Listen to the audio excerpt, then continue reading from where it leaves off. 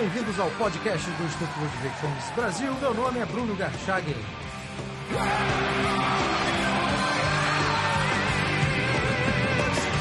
Hoje eu converso com Tatiana Vilas Boas Gabi, médica e libertária.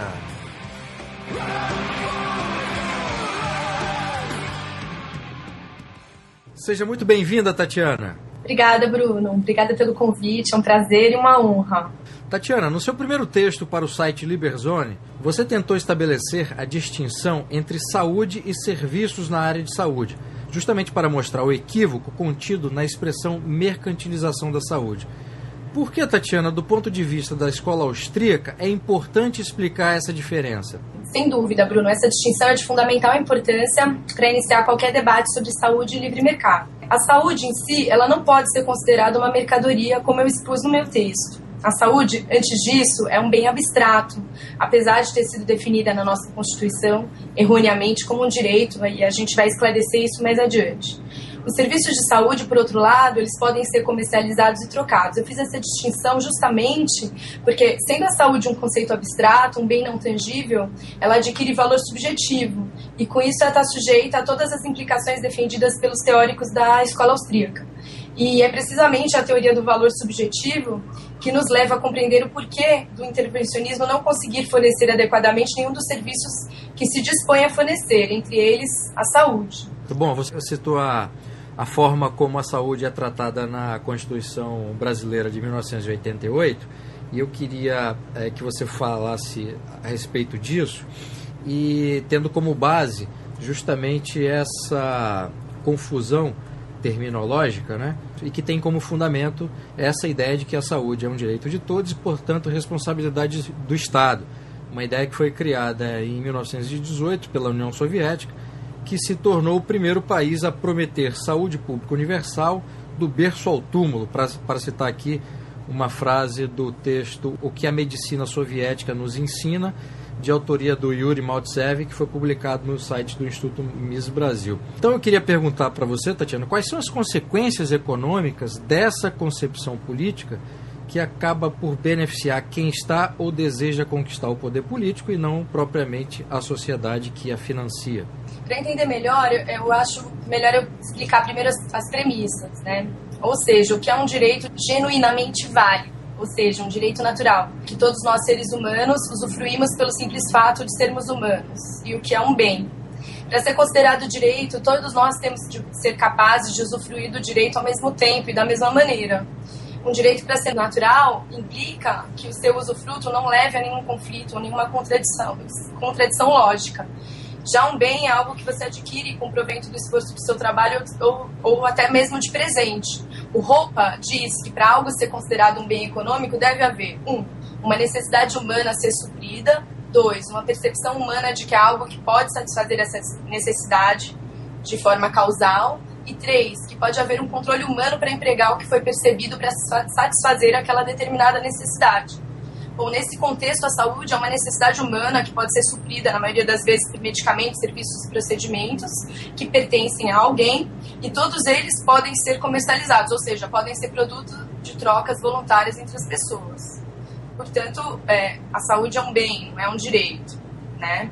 E, bom, como você me perguntou, eu acho que é uma coisa muito delicada você destruir esse mito, né? As pessoas já ficam nervosas só de você tocar nesse assunto.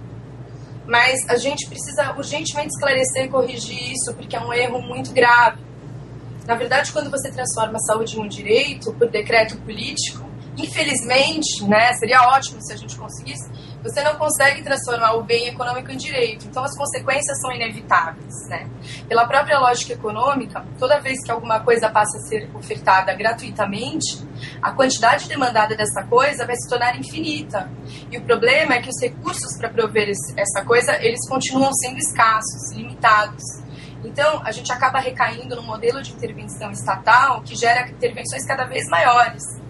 Porque se o governo bancasse toda a demanda via impostos, o orçamento ia estourar rapidamente. Então, por isso, e todo o sistema de saúde precisa de um aparato burocrático para se regulamentar, esses burocratas eles estabelecem um teto de gastos que, obviamente, não reduz a demanda.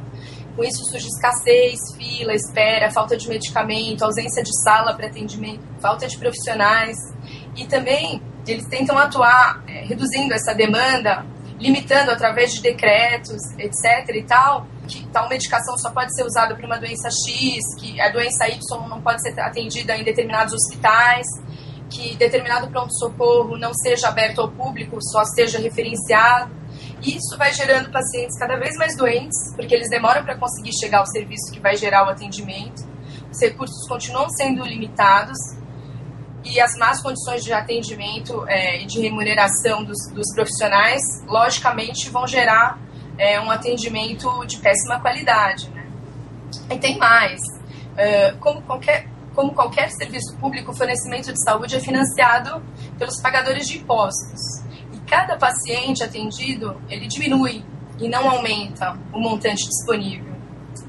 Então, assim, se, vamos supor, o governo dispusesse, sei lá, de R$100, ele podia gastar esses 100, R$10 com cada paciente se ele atendesse 10 e R$1 com cada paciente se ele atendesse 100. Portanto, como eu disse, cada paciente atendido diminui o montante disponível. E o gasto com a infraestrutura acaba concorrendo com o atendimento propriamente dito.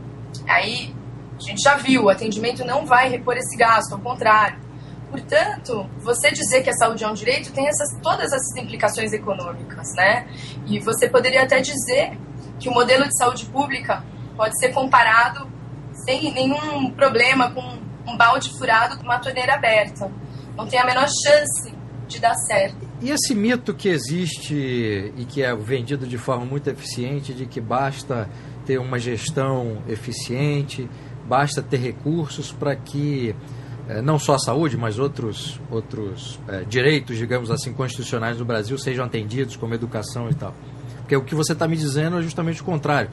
O poder político ele trabalha com essa escassez de forma a controlar quem pode ser atendido e o que pode ser atendido e o que deve ser oferecido pela a população, não é isso? Exatamente. E, na verdade, totalmente cego, né, Bruno? Porque ele não sabe exatamente, sem o sistema de preços, como saber o que é preciso, como decidir o que é importante. Então, tem todo esse problema. Mas você me perguntou do mito, né? Como explicar isso para as pessoas? Na verdade, esse é o tema do nosso segundo artigo, que foi publicado agora pelo Liberzoni, não é da minha autoria. Quem escreveu foi o Rafael Daros, e o título do artigo dele é Como o SUS está destruindo a saúde dos brasileiros. Nesse artigo, ele expõe os mitos todos e mostra como que não é um problema de gestão, não é um problema circunstancial, e sim um problema intrínseco ao próprio sistema, né? Agora me diz uma coisa, Tatiana, por que, na sua perspectiva, mesmo sendo ruim em termos gerais, a ideia do SUS tem tantos defensores e o apoio de grande parte da população? Obviamente que entre esses defensores eu estou excluindo aquela classe política que se beneficia desse tipo de retórica, né?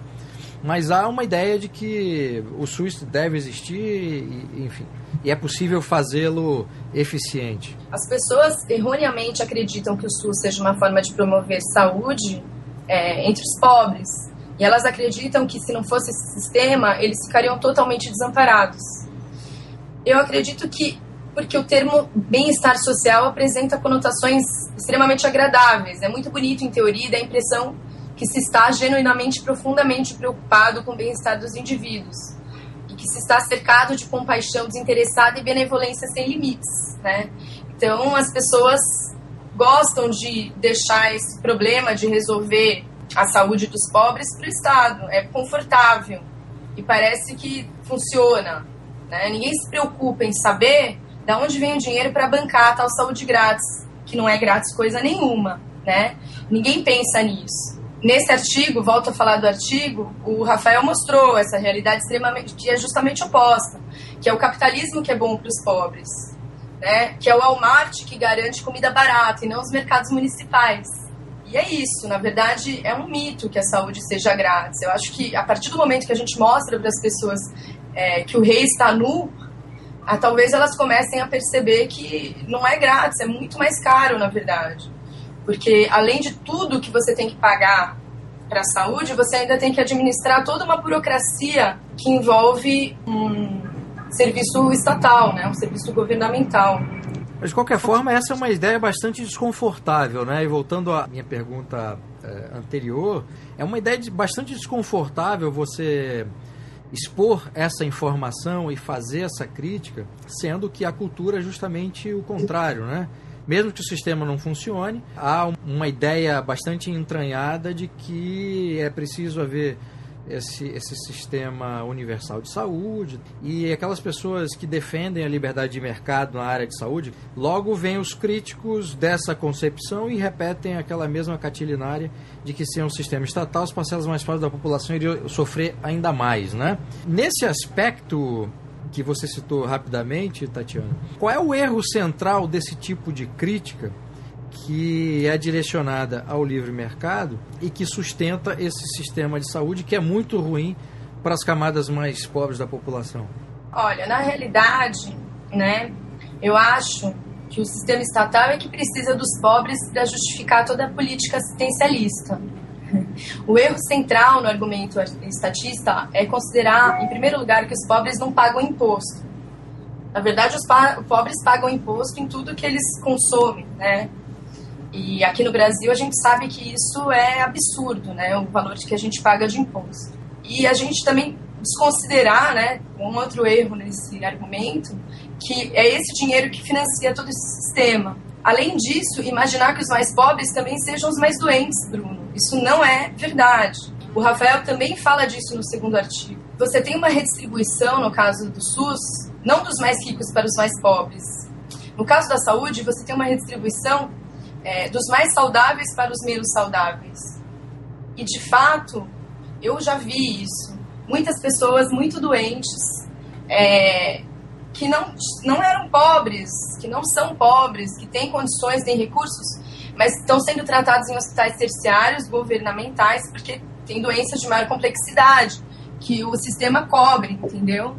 Porque como a gente tem aqueles decretos sendo feitos por burocratas que não têm contato com a população, eles acabam optando, e isso é uma crítica que não tem resposta, por tratar as doenças de maior complexidade e não as de menor complexidade.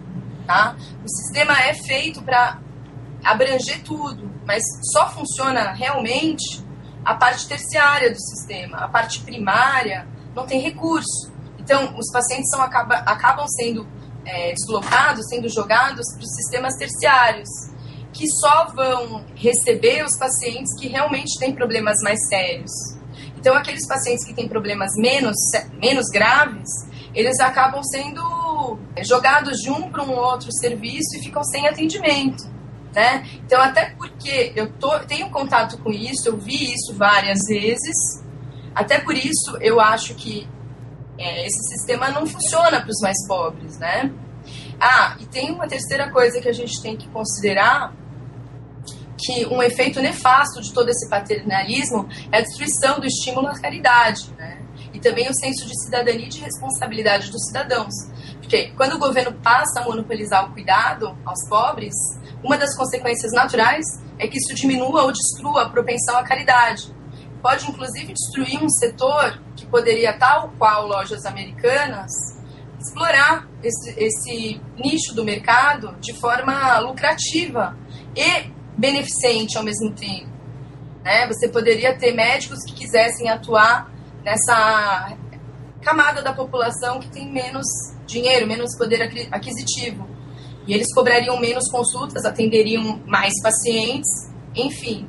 O mesmo sistema que dá lucro para Walmart, lojas americanas e etc e tal. Só que a gente não pode fazer isso porque existe uma série de regulamentações governamentais e de sociedades de classe que classificam o médico que faz isso como um médico ávido pelo lucro e que deve ser desconsiderado. Então, a gente não consegue fazer propaganda, a gente não consegue atuar como se fosse um setor de livre mercado. Não tem como. Não sei se eu respondi a sua pergunta. Não, sim, respondeu. Eu vou até pular para uma pergunta posterior, que é a questão do mercado propriamente dito, né? Os austríacos sabem que obrigar os planos de saúde a oferecer uma cobertura cada vez mais ampla, tem como resultado o encarecimento do serviço. E o governo tenta de todas as formas tabelar, e essa atitude política do governo é vista com bastante simpatia pela parte da sociedade que paga plano de saúde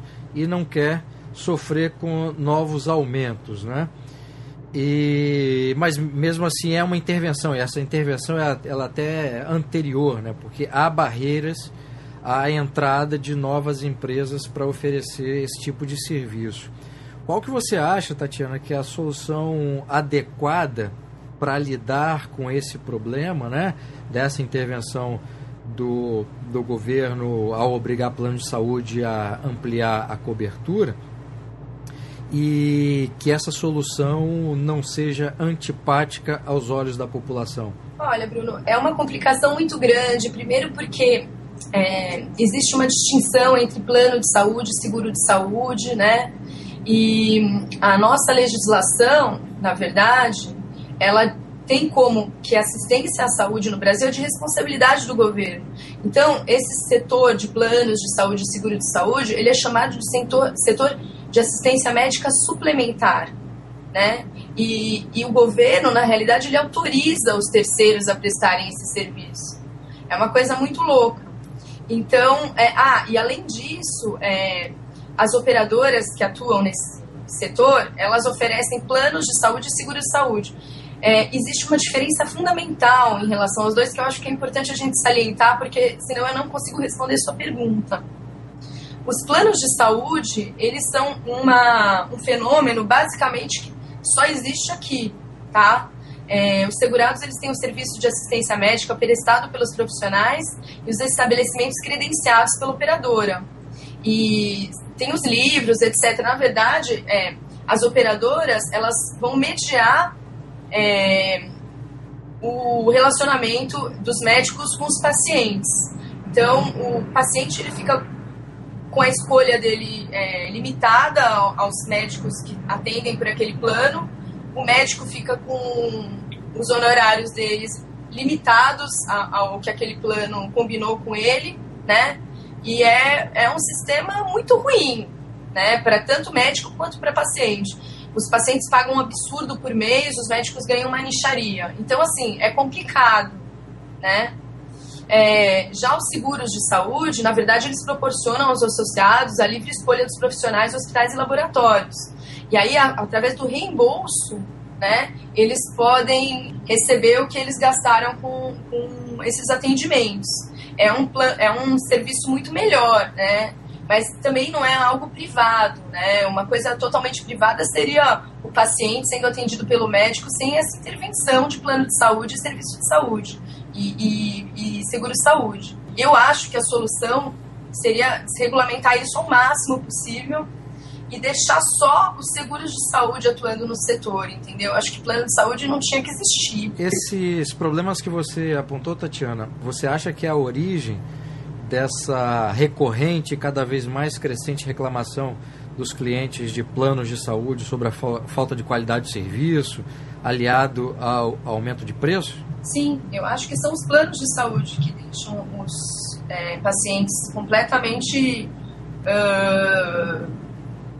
insatisfeitos com o serviço mesmo, né? Porque acaba recaindo numa coisa que é praticamente um serviço público. Entendeu? Ele está terceirizado para empresas particulares, mas ele é tão regulamentado e a coisa é tão limitada que também tem escassez, fila, você liga no seu plano, não tem consulta agora, é complicado. Agora, você acha que esses problemas, no caso dos planos de saúde, eles também, além dessa intervenção do governo, eles também são causados por problemas dos próprios empresários que trabalham com a mentalidade estatista também? Porque o que eu tenho, desculpa te interromper, porque a gente no Brasil tem essa coisa bastante perversa, que além de ter o Estado extremamente interventor, nós temos empresários que atuam na iniciativa privada, mas atuam nas suas empresas como se fossem funcionários do governo, né? A mentalidade estatista não está confinada aos limites da administração pública. Você concorda com essa afirmação ou eu estou forçando demais a barra, Tatiana? Totalmente. E eu acho assim, quando a gente fala, inclusive, dos médicos, isso é ainda mais evidente, sabe? Os médicos, eles têm uma mentalidade extremamente estatista. Então fica muito difícil, porque no meio desses poucos médicos que conseguem se tornar empresários, dificilmente a gente encontra alguém com uma mentalidade mais liberal. Então acaba sendo muito difícil, né, de você falar essas coisas que eu estou dizendo, né, sem ser totalmente mal interpretado. Entendi. É complicado, é difícil. Agora, você acha que, considerando o panorama atual de intensa intervenção estatal, é possível argumentar pela possibilidade de um livre mercado na área de saúde? Eu lembro que no seu texto você citou o Rothbard e afirma lá num trecho que quando o governo sai de cena, quando os impostos deixam de ser recolhidos, quando cessam as regulamentações, há um aumento do poder aquisitivo dos pacientes, redução dos custos profissionais de saúde e, como resultado, um aumento de concorrência e queda nos preços, né, desses serviços, que foi o que você estava dizendo anteriormente, né? Como é que se argumenta pela possibilidade disso, tendo em vista o atual ambiente, Tatiana? Olha, é um trabalho de formiga, né? É muito complicado. Mas eu penso que, em primeiro lugar, é preciso convencer os próprios médicos. E isso já é uma tarefa, como eu tinha mencionado antes, bem complicada. Imagina que durante toda a formação do médico é martelado constantemente na cabeça deles o seguinte: a saúde é um direito, o médico é um abnegado, o médico é um sacerdote, a medicina é um sacerdócio, vocês são semideuses. E do ponto de vista do ego, é extremamente sedutor para um profissional se ver como um semideus, né? No entanto, é justamente essa mentalidade, essa moralidade que tem o poder de transformar esse semideus em um escravo. Se a gente seguir a lógica que proclama a saúde como um direito até o final, o provedor final da saúde é necessariamente um cérebro. E, assim, o que a gente tenta fazer é divulgar as ideias da liberdade entre os médicos e os outros profissionais de saúde, né? Então, assim, Bruno, foi com esse objetivo que em setembro de 2013 eu criei uma página no Facebook que se chama Médicos Libertários.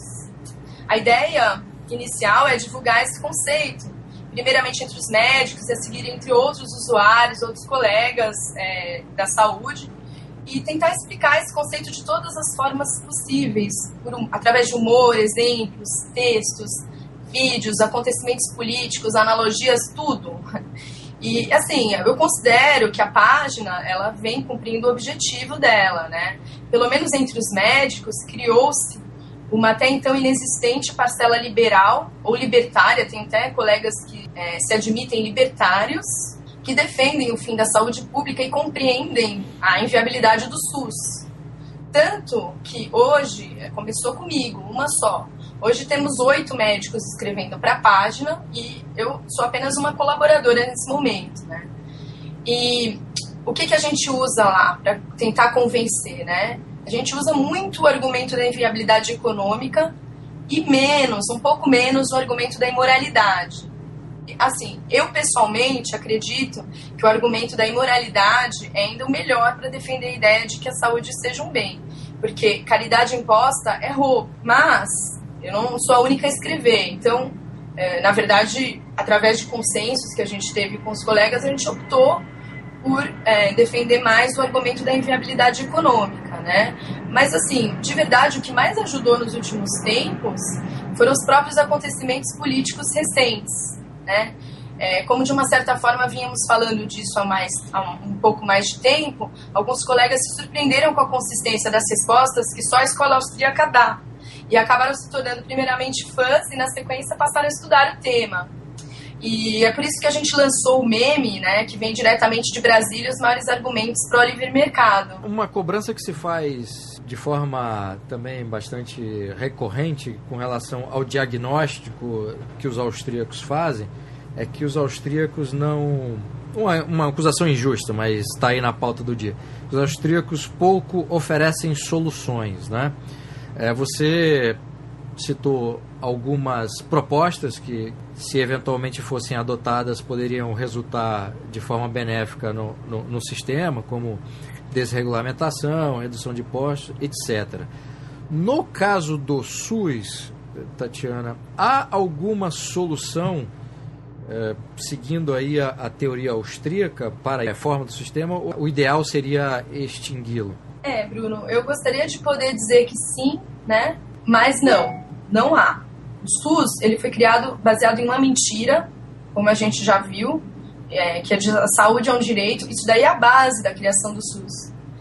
E que, em uma imoralidade, que é a redistribuição de renda arrecadada através de impostos. Mesmo que o austríaco em questão se denomine liberal segundo a tradição clássica e se veja como minarquista e não veja o imposto como roubo, dificilmente ele defenderá a saúde pública, porque a mera existência da saúde ou até coloco aqui educação fornecidas pelo governo já aumenta o tamanho do Estado de uma maneira que inviabiliza o conceito de Estado mínimo, se é que esse conceito pode sequer ser defendido. Sendo assim, o SUS é incompatível com a teoria austríaca e ele tem que ser demolido, destruído, atacado e desmoralizado. É uma falácia que subjuga os médicos e os pacientes, só serve às suas funções políticas de aumento do poderio estatal. Para isso, como modelo mundial de saúde pública, ele funciona extremamente bem. Tem até um livro, Bruno, se você me permite, que eu recomendo para quem deseja se aprofundar no tema. Ele se chama Compulsory Medical Care and the Welfare State. Ele é um livro do Melchior Palay, não sei se é assim que menciona o nome do autor, e é um livro em que o autor brilhantemente concluiu que, nas democracias, o estado de bem-estar social é o início e o estado totalitário é o final. Os dois se fundem cedo ou tarde em todas as experiências anteriores e por motivos óbvios. E diz mais, todos os ditadores modernos tiveram ao menos uma coisa em comum. Todos eles acreditavam na previdência social, especialmente em oferecer às pessoas coercitivamente a medicina governamentalizada. Então, assim, eu acho que, além de tudo, essa história da saúde pública nos leva para um caminho que é um caminho totalitário, né? Porque se você quer fornecer saúde pública, daqui a pouco você vai começar a regular o que as pessoas comem, o que as pessoas ingerem, o que as pessoas fazem, e isso acaba levando a uma privação de liberdades, que é uma coisa extremamente contra tudo que a gente defende, entendeu? Por isso que eu acho que não tem como o SUS ser reformado. O que eu acho é que o sistema que veio anterior ao SUS, que era o INAMPS, esse sim deveria ter sido privatizado. Só que em vez de privatizarem ele, o que eles fizeram? Criaram essa coisa que é o SUS, entendeu? Mas o caminho todo começa em desregulamentar e deixar as pessoas fazerem o que elas querem fazer, diminuir todas as travas, né, para as pessoas poderem atuar. Tem um exemplo que eu sempre cito, que chama Doutor Consulta. Não sei se você conhece essa iniciativa. Então, é um grupo de médicos, né? E, assim, eu conheço esse. Tem até outros semelhantes em atividade. Eu sei de um outro que são oftalmos que fazem esse atendimento, semelhante ao que eu vou descrever. E tem um de radiologistas que também fazem isso daí. Eles cobram barato, bem barato, acho que são 30 ou 40 reais, o ultrassom. E a fila anda super rápido, entendeu? E é um sistema totalmente privado. Bom, o Doutor Consulta em si, ele atua em princípio no mercado das pessoas pobres que não têm plano de saúde. Os outros também, né? Os consultórios do Doutor Consulta são simples e localizados junto à comunidade de baixa renda. Por exemplo, tem um junto ali na entrada da favela de Heliópolis. As consultas são baratas, elas custam em torno de 50 a 70 reais. O atendimento é feito por médicos super bem formados, eles são especialistas, os pacientes ficam satisfeitos, os médicos ficam satisfeitos, funciona bem, a empresa tem lucro, gera riqueza, atende demanda. O lucro é o sinal que o mercado envia para o empreendedor que ele acertou na sua estratégia, né, como a gente sabe, e funciona extremamente bem, mantém os médicos atuando naquele setor, e isso é o que realmente ajuda no fornecimento de saúde para essa população, que de outra forma ficaria sem atendimento. Tem um texto do Hans Hermann Hoppe, publicado no site do IMB, em que ele apresenta aí 4 medidas para melhorar o sistema de saúde. Ao longo da entrevista você citou talvez grande parte delas, né? Vou citar aqui as 4. A primeira seria eliminar todas as exigências de licenciamento para as faculdades de medicina, hospitais, farmácias, médicos e outros profissionais da área de saúde. A segunda, eliminar todas as restrições governamentais sobre a produção e a venda de produtos farmacêuticos e equipamentos médicos. A terceira, desregulamentar a indústria de seguros de saúde, e no caso do Brasil também de planos de saúde, né? E a quarta seria eliminar todos os subsídios para os doentes ou adoentados. Bom, a minha pergunta é a seguinte, Tatiana, diante do quadro político brasileiro atual, considerando essas 4 medidas propostas pelo ROPA e aquelas que você própria propôs ao longo da entrevista, como é que você vê o sistema de saúde pública e privada no Brasil no médio e longo prazo? Olha, Bruno, eu vejo de uma forma extremamente pessimista. Colapso total, né? A gente já está vivenciando isso. O Mais Médicos aí é um sinal disso daí. A saúde no Brasil, infelizmente, vai cair na impossibilidade do cálculo econômico e vai ruir. A gente já está em plena crise, isso só irá se agravar. O futuro da medicina é negro no nosso país. E assim, talvez consigam escapar em um primeiro momento aqueles que atendem o mercado totalmente privado. Aqueles que não fazem parte do sistema suplementar. Aqueles que fornecem recibo para reembolso dos que pagam seguros ou cujos planos de saúde permitem essa modalidade. De resto, eu acho que vai ser muito difícil e acho que o negócio vai ficar cada vez pior para os profissionais de saúde. O que eu acho que pode ser que melhore é se a gente conseguir fazer com que as pessoas enxerguem isso a tempo. Mas eu sou um pouco pessimista em relação a isso, né? As medidas do ROPE são brilhantes e elas automaticamente reduzem os custos dos seguros, possibilitam, inclusive, o surgimento do mercado seguro no Brasil, que é praticamente inexistente. Só que falta apoio do pessoal médico. Essas coisas, atualmente, a gente não pode sequer sugerir. Por exemplo, fim do licenciamento das faculdades. Nossa, os médicos surtam se a gente falar uma coisa dessas para eles, entendeu? E é muito difícil você convencer um médico que um paciente não deveria precisar de receita para comprar um remédio. Isso quando falamos daqueles que são contra a saúde pública. Imagina os que ainda estão pedindo para o governo proibir remédio e outras práticas médicas. Os médicos que estão pedindo pelo ato médico, que é a regulamentação da profissão.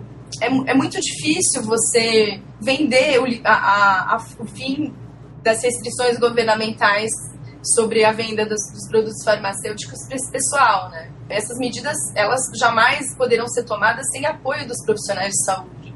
Por isso eu acho que, apesar de elas serem excelentes, dificilmente elas vão ser adotadas aqui tão cedo, que é uma pena. Eu faço de tudo o que eu posso para tentar espalhar essas ideias. Agora eu estou com essa coluna no Liberzone, estou escrevendo, vou chamar outros colegas para escreverem também, mas é difícil. E é uma pena, viu, Bruno, porque o profissional médico ou da área de saúde, quando você fala para ele, quando você mostra para ele os argumentos do porquê a saúde pública é inviável, né? Poxa, eles logo já veem isso, porque principalmente os que trabalharam, né, na área pública, eles já logo enxergam isso. E eu vejo por mim, porque comigo foi assim. Eu me deparei com um artigo do Ron Paul, que está publicado no IMB, que se chama Saúde é um Bem, e eu era extremamente estatista na época, mas eu não consegui refutar. Eu não consegui refutar nada do que eu li ali, e, apesar disso, eu senti que tinha algo diferente por trás de tudo aquilo, alguma coisa sólida, algo que naquele momento eu, na minha pretensão, né, achei que se eu estudasse a fundo eu poderia descobrir o que tinha de errado e acabar com aquele raciocínio desconfortável, né, que estava me mostrando o contrário do que eu acreditava. E aí eu me propus a estudar, li um monte de livros, etc. E cada vez fiquei mais convencida de que a errada era eu. E é essa a esperança que eu tenho em relação aos meus colegas médicos. Que eles vejam exatamente o que eu acabei vendo através dos estudos e tal, né? Agora, como é que você chegou até esse artigo do Ron Paul? Ai, Bruno, é uma história tão engraçada. É assim, eu escrevi um artigo defendendo o SUS e publiquei na internet, né, num blog de um partido. Alguém aí do IMB, na verdade foi o Fernando Quioca, ele leu o artigo e, obviamente, ele odiou, né? E ele fez uma crítica, ele escreveu um artigo criticando fortemente o meu artigo, né? A minha postagem lá, o meu post. E eu fiquei super enfurecida com aquilo, porque ele falou algo do tipo, quem essa mulher pensa que ela tem a solução dos problemas da saúde do Brasil? Por isso que até agora eu te falo que eu não tenho nenhuma solução, tá? E na época ele escreveu isso e tudo, e eu fiquei com aquilo, né? Aí, mais pra frente, assim, alguns meses, até acho que anos depois, eu conheci ele pessoalmente e eu me lembrei que ele tinha escrito aquilo.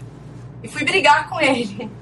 Aí ele me mostrou esse artigo do Ron Paul, foi assim. Então eu devo a ele toda essa... E ao IMB, sem dúvida, com todos os seus artigos brilhantes, a você, Bruno, com seus podcasts, que abriram os meus olhos, né? Então agora eu sinto obrigação de fazer isso pelos meus colegas.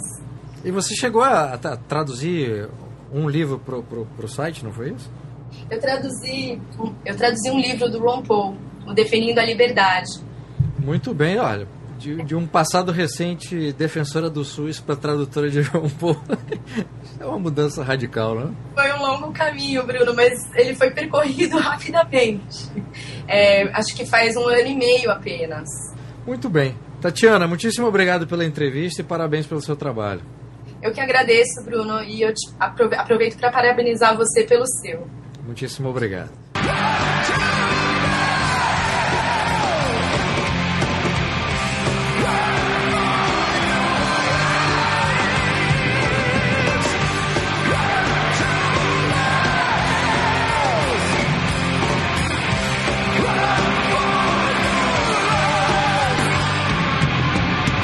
Este foi o podcast do Instituto Ludwig Gomes Brasil. Meu nome é Bruno Garchagen.